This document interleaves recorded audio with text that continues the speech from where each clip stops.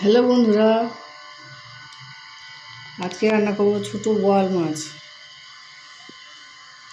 দুটো বোয়াল মাছ, 700 গ্রাম মাছ আছে। এই মাছটাকে আজকে রান্না করব। সবসময় তো বড় বড় বোয়াল মাছ খেয়েছি, আর ছোটো মাছও খেয়ে দেখবেন। ছোটো মাছও খেতে ভালো।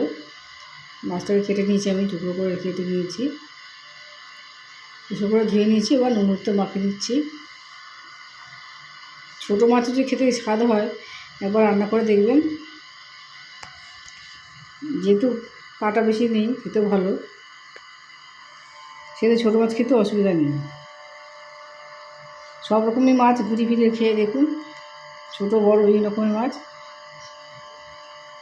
ভালো মতো রান্না করতে পারলে সব রকম মাছই ভাত খাওয়া উঠে যায়। ভালো মতো রান্না করবেন, দেখবেন একতলা ভাত এই মাছ দিয়ে উঠে যাবে। আমরা যেহেতু বাঙালি, মাছ খেতে ভালোবাসি, সব রকমভাবেই আমি বিভিন্ন রকম মাছ খেয়ে থাকি। মাছগুলোকে আমি ভেজে নিচ্ছি। এই পাতা বোয়াল মাছ কিন্তু খেতে খুবই ভালো, বেশি তৈলাক্ত হয় না, বেশি চর্বিও থাকে না, খেতেও ভালো। চটপট রান্না হয়ে যাবে, কিন্তু মাছ তাতে চটপট রান্নাও হয়ে যায়। রান্না করতে বেশি টাইম লাগে না। দুভাগে আমি মাছটা ভেজে নিয়ে রান্না করে নেব। এবার এই রান্না বেশি তেল খরচাও হয় না। একবার যদি তেল দিয়ে নেয়, এই তেলেতে দেখবেন সমস্ত মাছটাই রান্না হয়ে যায়। বেশি তেল দিতেও লাগে না, চটপট রান্না হয়ে যাবে। আমরা অবশ্যই বাড়িতে একবার করে রান্না করে মাছটা রান্না করে দেখুন। এই পাতা বোয়াল মাছ কিন্তু খেতে খুব ভালো, বাড়িতে অবশ্যই বানিয়ে দেখবেন।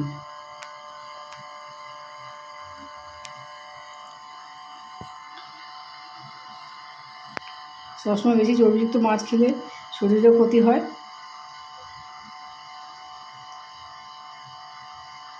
ছোটো জিনিস খেয়ে কোনোটাই খারাপ না।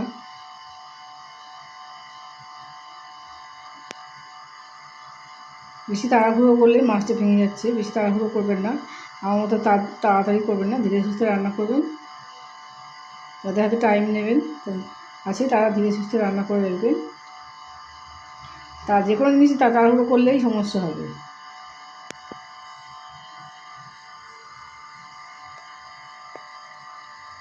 আমি পেঁয়াজ নেব, পেঁয়াজ আদা রসুন এটা দিয়ে আমি রান্না করব।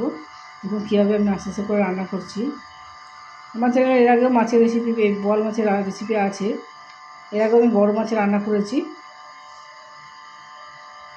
আপনারা অবশ্যই লাইক এবং সাবস্ক্রাইব করতে ভুলবেন না। কমেন্ট আমাকে জানাতেও পারেন, আপনাদের মতামতের জন্য আমি বসে আছি। পেঁয়াজ, টমেটো, আদা রসুন সমস্ত দিয়ে ভালোভাবে রান্না করবেন। পেঁয়াজটাকে কুচিয়ে নিয়েছি, পেস্ট করার দরকার নেই, এমনি নেড়েচেড়ে করতেও নরম হয়ে যাবে।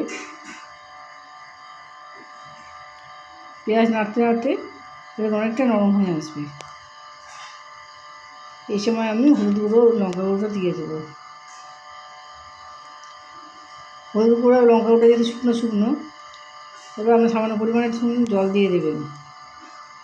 জল না দিলে পুড়ে যাওয়ার চান্স থাকে। আর আমরা যদি পেস্ট করে নিতে পারেন, শিলনোড়াতে আমরা এখন আজকাল বাটি না, আমরা শিলনোড়া বাটা মশলা করতে হলে খুবই ভালো খেতে। বাটা মশলা আমরা বাটতে ভুলে গেছি। একটু আদা কষে রসুন কষে দিয়ে দিচ্ছি। আমরা বাড়িতে টমেটো থাকলে দিয়ে দেবেন, আমি বাড়িতে টমেটো ছিল না বলে আজকে দিইনি। আমরা টমেটো থাকলে অবশ্যই দিয়ে দেবেন, কিন্তু এতে স্বাদটা বেড়ে যায়।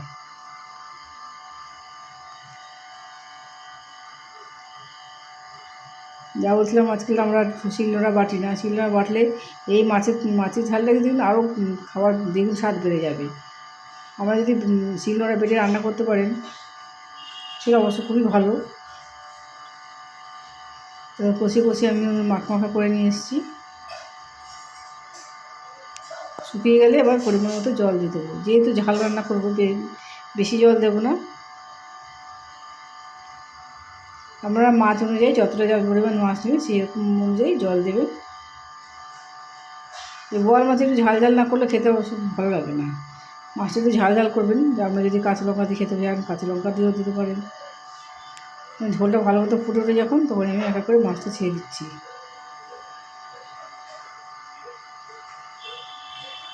ভালো মতো করে মিশিয়ে নেবেন, নেড়ে চেড়ে ভালো মতো করে মাছটাকে ফুটে দিতে হবে, নাহলে কিন্তু মাছের স্বাদ পাবেন না। এই ভালো করে রান্না করতে না পারলে কিন্তু বোয়াল মাছের খুব একটা স্বাদ পাওয়া যায় না। ভালো মতো করে কষিয়ে রসিয়ে রান্না করতে হয়। কষিয়ে রসিয়ে রান্না না করতে বললে বোয়াল মাছের স্বাদ আমরা পাই না। দেখুন অনেকটাই শুকিয়ে এসছে, ঝোলটা পুরো মাখা মাখা করে গায়ে গায়ে মাখিয়ে নিয়ে আসবে, তবে দিয়ে দেখবে কতটা স্বাদ আসবে।